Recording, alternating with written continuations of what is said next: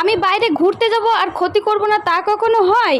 তো হঠাৎ করে এমন কেন কথা বলছি, জানতে হলে পুরো ভিডিওটা তোমাদের দেখতে হবে। তো হে এভরিওয়ান, আমি মৌ চলে আসলাম তোমাদের সামনে আবার নতুন একটা মিনি ব্লগ নিয়ে। তো আমি গিয়েছিলাম বেতাই মার্কেটে এবার পুজোর জামা কাপড় কিনতে। তো এই ট্রেনের ড্রাইভারটা ঠিক এইভাবে আমার ভিডিওর মধ্যে পোস্ট দিয়ে দিল।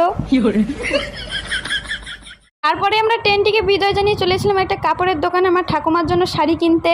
দোকানের মধ্যে ঢুকতে না ঢুকতে দোকানের মালিক আমাদের মিষ্টির জল দিয়ে একটু আদর আপ্যায়ন, মানে এটা একটু বেশি হয়ে গেল। দোকানের ভেতর যেতে না যেতেই আমার বান্ধবীর সাথে আমার দেখা হয়ে গিয়েছিল। তো আজকে আমার বান্ধবী একটু বেশি সুন্দর লাগছিল। আরে আরে, এটা কি হলো?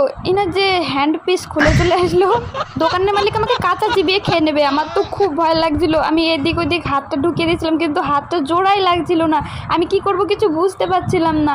আর মালিক কিন্তু এখন আমাকে তখনও পর্যন্ত দেখেনি, কিন্তু আমার তো এদিকে অবস্থা শেষ হয়ে যাচ্ছিলো। আর আমি হাতটা ঠিক এইভাবেই মেয়েটার মানে চোখের উপর ঢুকিয়ে দিয়েছিলাম।